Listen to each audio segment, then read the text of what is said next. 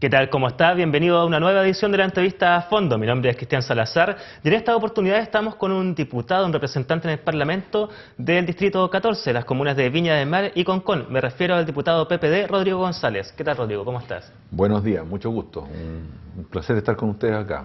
Partamos por un tema que ha sido largamente discutido desde el año pasado, que es el lucro en la educación. Ha habido mucho debate, han habido comisiones investigadoras, finalmente no se han aprobado las conclusiones de estas comisiones. Sin embargo, ¿usted considera que ha cambiado algo desde que este tema salió al tapete? Bueno, en realidad el cambio es sustantivo, ¿no? Porque no obstante que el lucro sigue existiendo y que las universidades lo siguen practicando y que hay una serie de anomalías, de delitos incluso que se han cometido en torno a la tremenda ambición, la codicia por tener más alumnos, por ganar más dinero, por hacer más negocio, por abusar de las becas, de los aranceles que pagan los alumnos. No obstante eso, la sociedad ha reconocido que existe esta realidad y ya los tribunales están actuando y el Ministerio de Educación se ha visto obligado a utilizar facultades que antes no había utilizado. Lo que podemos decir es que si ha habido, por ejemplo, una auditoría en la Universidad del Mar, eso fue producto del movimiento estudiantil, producto de la acción también de los estudiantes de la propia Universidad del Mar. Si hoy día está el señor Díaz bajo las rejas o entre rejas y muchas otras personas, digamos, han sido detenidas, es porque ha habido todo este gran movimiento y porque se está exigiendo que se cumplan las normas que siempre se debieron haber cumplido, hay que decirlo con mucha claridad. Aquí hay muchos gobiernos que tienen responsabilidad, esto viene desde hace 25, 30 años, claro, desde que el gobierno militar instauró un sistema universitario donde se puso a las universidades bajo el sistema de mercado y se desreguló completamente el sistema. Y esto fue creciendo, creciendo, creciendo, y la codicia y el aparato económico que fue controlando el sistema de universidades cada vez fue creciendo. Y los grupos económicos se instalaron detrás de las universidades privadas. Y entonces el lucro fue cada vez siendo mayor. Las utilidades que obtenían estas universidades cada vez mayor. Se vendían y se compraban por decenas o por cientos de millones de dólares. ¿No? Se alimentaban sociedades relacionadas, vinculadas con empresas inmobiliarias. Exacto. Se utilizaban todo tipo de subterfugios para esconder y ocultar lo que era una realidad evidente para toda la sociedad. Bueno, esto se hizo tan evidente y la denuncia fue tan potente que los órganos públicos se vieron obligados a actuar y que el ministro de Educación, no obstante que su acción ha sido absolutamente insuficiente, ha tenido y se ha visto obligado a tomar algunas medidas y a demostrarse que la falta de fiscalización era una realidad y que se podía fiscalizar, no obstante que se podrían contar también con mayores facultades que el ministro no ha querido obtener de parte del Congreso. El Congreso le ofreció al ministro tener mayores facultades, el ministro se sigue quejando y dice, miren, no tengo facultades, no puedo actuar. No es verdad, puede actuar, pero podría actuar mucho más si hubiese recibido y aceptado un proyecto de ley que presentamos en el Congreso para intervenir en las universidades de carácter privado o cualquier universidad que tenga una situación de crisis o otros instrumentos que el Senado y la Cámara de Diputados le ofrecieron. Ahora, estos son proyectos que se presentaron una vez que se conoció el caso de la Universidad del Mar. ¿No?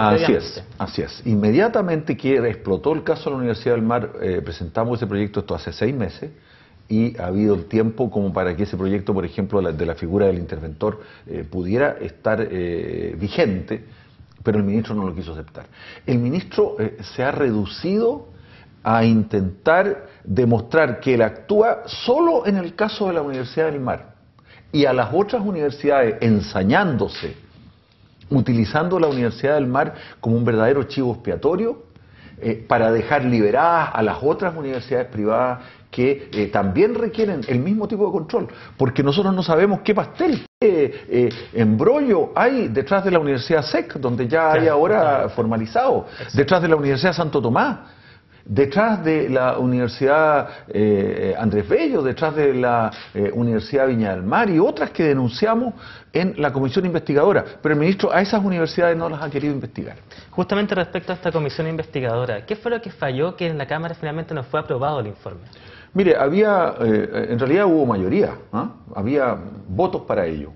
Hubo algunos parlamentarios que no asistieron en aquella oportunidad y hubo un parlamentario que se abstuvo y se le dio a esa abstención una interpretación que a juicio nuestro fue errada, y esa abstención motivó que un empate que existía finalmente, a pesar de que existía un voto más en realidad, un voto más, y la abstención fue considerado como si existiera un empate y por lo tanto, digamos, el informe no se aprobó.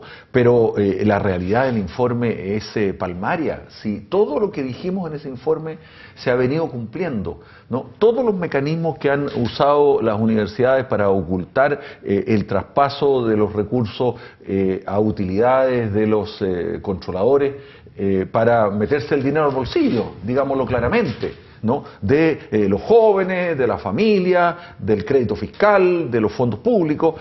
Ese dinero, en lugar de ser reinvertido en las universidades como debiera ser, pasó y ha estado pasando continuamente a bolsillo de ávidos, verdaderamente ávidos, controladores y dueños de esas universidades que cuando ya han acumulado o las han vendido o siguen acumulando dinero usando y mal usando, yo diría, las tremendas expectativas que tienen especialmente las familias de clase media, porque son los jóvenes de familias más modestas o de familias más de clase media los que estudian en las universidades privadas, que no han podido ingresar producto del carácter tremendamente discriminatorio que tiene la PSU a las universidades públicas o a las universidades de mayor nivel, y que entran a pagar cifras de valores que son verdaderamente prohibitivos. Tenemos la educación universitaria más cara del mundo, ¿no? Esto en todos los rankings, hechos estudios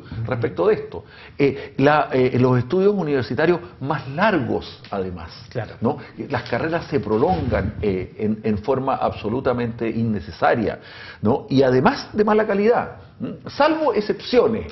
La mayor parte de las universidades privadas multiplicaron carreras. Tenemos casi 1000 carreras de pedagogía en Chile. ¿Alguien puede concebir una cosa semejante? Y no existe ningún parámetro, ¿no? Ningún eje que el Estado haya establecido para decir, mire, esto es lo que tiene que aprender un profesor para tener todas las competencias, habilidades y capacidades para poder enseñar y enseñar adecuadamente. O sea, en el fondo cada universidad tiene su propio modelo educativo. Cada universidad tiene su propio modelo educativo. Y por eso que cuando los alumnos se quieren reubicar ahora, la reubicación ha sido tan difícil, ¿no? Cuando el ministro que quiso optimistamente diciendo, mire, aquí vamos a cerrar la universidad y vamos a reubicar a los alumnos. Las universidades le dijeron, nosotros tenemos primero autonomía, ¿no? El gran tema de la autonomía de las universidades es el gran meollo que hay que atacar.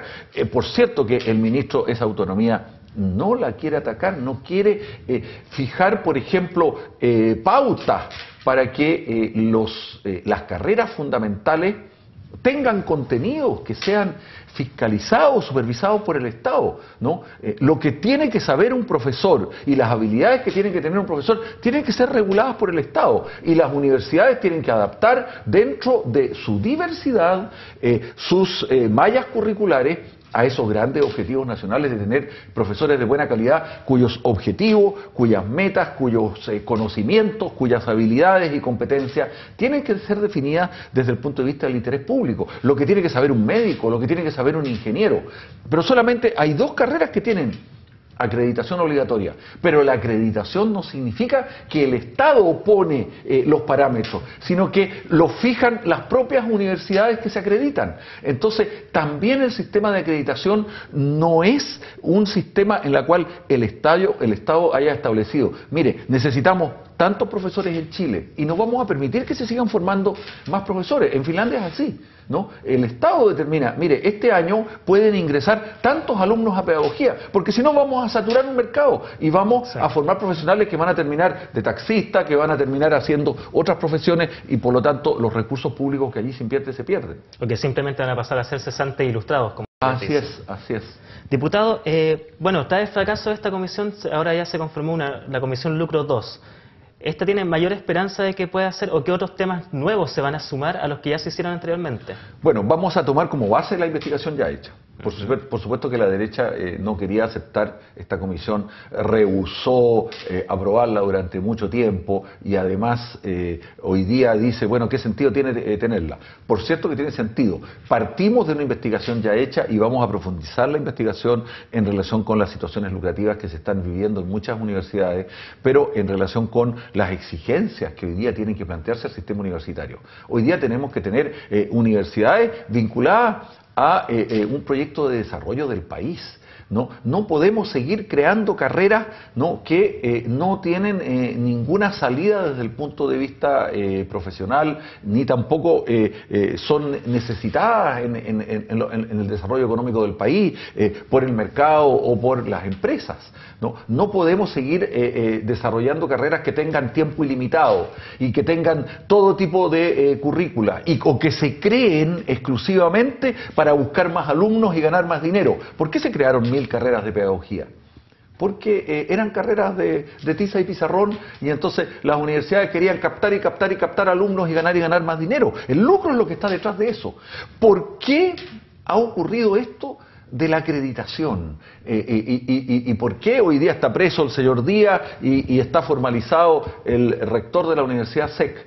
Porque el sistema se presta, y el lucro, que es el motor de los procesos educativos, de acuerdo a las normas que estableció en su época el gobierno militar y que no han sido modificadas, motivan que todos quieran tener más alumnos, más carreras ojalá más largas, carreras ojalá más caras, donde se suben los aranceles y donde además no exista ninguna fiscalización, de tal manera que se puedan obtener más ingresos en los tiempos más cortos posibles, haciendo de este negocio uno de los negocios de mayor rentabilidad del mercado. Esa fue la lógica que ha pervertido absolutamente el sistema universitario chileno. Y por eso que tenemos que hacer respetar la norma de que las universidades tienen que funcionar sin fines de lucro, y en esto el movimiento estudiantil ha sido el que puso el dedo en la llaga, porque no obstante que la norma existía, esta norma no se cumplía. Como tantas cosas ocurren en Chile, hay normas que existen y que no se cumplen, y todo el mundo se hizo leso durante mucho tiempo.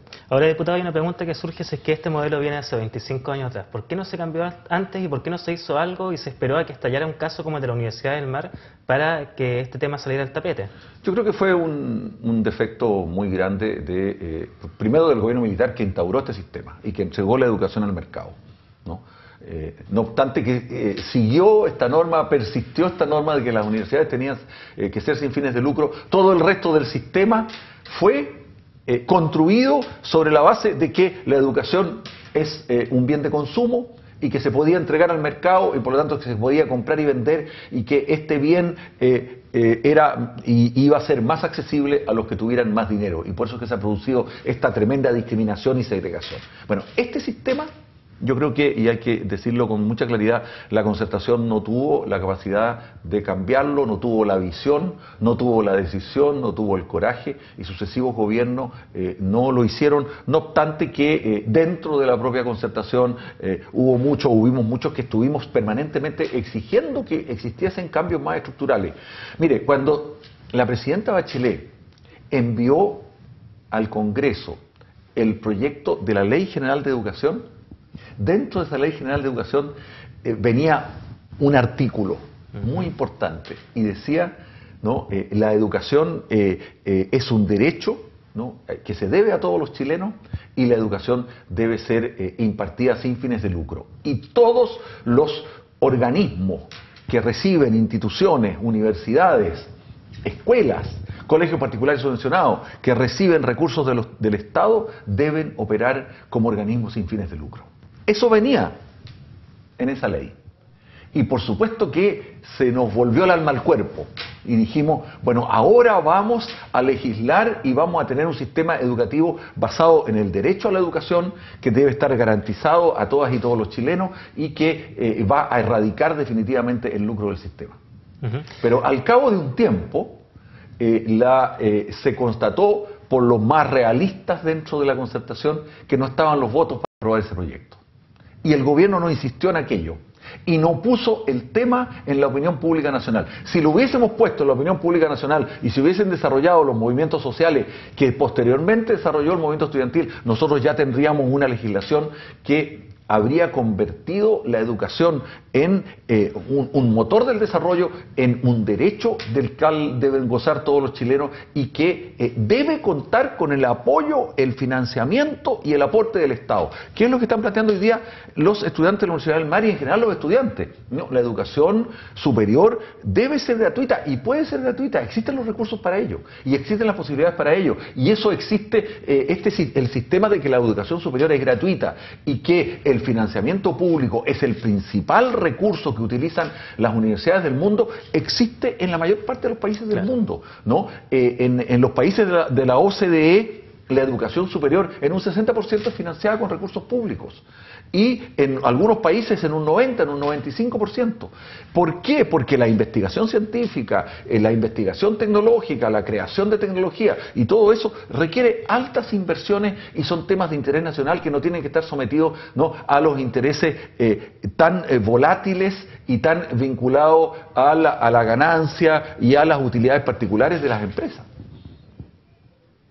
Un tema bastante interesante y bastante amplio también. Justamente producto de este tema de la Universidad del Mar, esta semana se anunció que se está preparando una acusación constitucional contra el ministro de Educación. ¿Esta acusación ha avanzado? ¿Cuándo se estaría presentando? Bueno, el escrito está ya elaborado, existen los fundamentos, ¿no? El ministro no ha cumplido con las leyes, el ministro no ha fiscalizado denuncias que se realizaron de situaciones de lucro en muchas universidades, el ministro no ha dictado reglamentos que habrían permitido que el Ministerio tuviera hoy día más instrumentos para actuar. El ministro no ha querido legislar, ¿no? Ha dejado la cosa reducida en el cierre de la Universidad del Mar, pero no quiso legislar para, por ejemplo, contar con un interventor, con una figura de interventor que permitiera intervenir en todos los casos en los cuales hay crisis en las universidades. Si hubiésemos contado con un interventor, en el caso de la Universidad del Mar, legislación que se habría podido hacer en 15 días, dándole discusión inmediata, porque el Senado le ofreció al ministro todas las condiciones para legislar y también lo hicimos en la Cámara de Diputados. Hoy día los alumnos no estarían en la calle sin reubicación o sin poder continuar estudios, habrían continuado estos estudios y el Estado habría tomado posesión de esa universidad, la habría intervenido, habría hecho que todos los fondos públicos que se entregan a su universidad se entregaran exclusivamente para los estudios, habría reformulado, digamos, las carreras que así lo requerían. Los estudiantes de medicina no estarían hoy día en el aire, no tienen hoy día los estudiantes de medicina en la Universidad del Mar ninguna solución. Los estudiantes de segundo y tercer año que hoy día tampoco se han podido matricular, tampoco estarían en la situación en que están los alumnos de las carreras vespertinas, que son la mayor parte de ellos, en el caso de la Universidad del Mar, de otras regiones, hoy día estarían estudiando y tendríamos un proceso regulado, ¿no?, y controlado por el Estado con un interventor académico nombrado por el propio Ministerio de Educación. Y esto mismo, si ocurría en la Universidad SEC, también se habría podido intervenir. Y las universidades privadas tendrían hoy día mucho cuidado de vulnerar las normas en relación con el lucro, porque inmediatamente el Estado tenía instrumentos para poder intervenirlas. Pero el ministro no quiso legislar. Y como el ministro no ha querido legislar, no ha cumplido con su obligación, que es cautelar el derecho a la educación, que es hacer cumplir las leyes, que es dictar reglamentos. Por ejemplo, hay un reglamento que el ministro no dictó sobre el sistema de información de educación superior. Si el ministro hubiese dictado este reglamento, tendría todas las facultades para controlar económica y financieramente a las universidades, tanto las públicas como las privadas. Podría controlar sus balances, podría tener toda la información, tendría toda la información de la matrícula. Hoy día el ministro se queja, mire, resulta que dice el rector no nos entregó, ¿no?, el listado y la nómina, el registro de los alumnos y por eso no hemos podido reubicar a los alumnos. Esa situación, que además al parecer es falsa porque todos estos antecedentes se le entregaron durante la auditoría al Ministerio de Educación, y si no se le entregaron en enero por parte de la rectoría que eligió la comunidad universitaria para rectificar o para reconstituir la Universidad del Mar y darle continuidad sin los controladores. la sinvergüenzura, sin el uso inadecuado de recursos y sin todas las irregularidades que ellos cometieron. Bueno, si eso hubiese pasado, hoy día tendríamos una Universidad del Mar con la crisis en proceso de superación. Pero hoy día estamos en plena crisis, estamos con una universidad que va a ser manejada por un síndico de quiebra. Exacto. Mira a dónde hemos llegado en este país, donde las cosas económico-financieras son más importantes, ¿no?, que el derecho a educación de los alumnos, que las condiciones académicas que hay que darle a los alumnos. Y el subsecretario el otro día decía que estaba feliz de que la Universidad del Mar pudiese ser manejada hoy día por un síndico de quiebra y que esa había sido la mejor solución.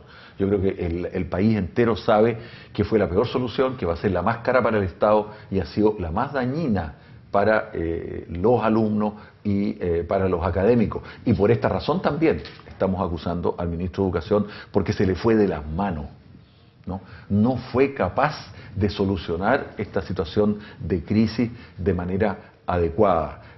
Y entre otras cosas, también porque en general hay otras situaciones en el Ministerio de Educación, como la ley de subvención escolar preferencial y otras situaciones que no han sido bien manejadas. En realidad, después de conocer los varios ministros que ha tenido este gobierno, este ministro ha sido el más protector del lucro y de las universidades privadas, el más indiferente en relación con la situación de los alumnos, ¿no?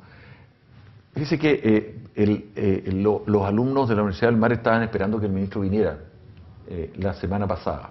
El ministro había dejado de venir ya a una primera sesión y tampoco concurrió.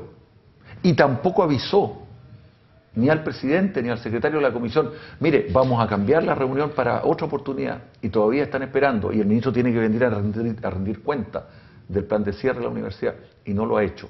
Hay una tremenda indiferencia, hay una displicencia para el trato, ¿no?, que se ha dado tanto a los alumnos como a las instancias públicas. A la Comisión de Educación, el ministro fue una burla que no concurriera en 2 oportunidades seguidas.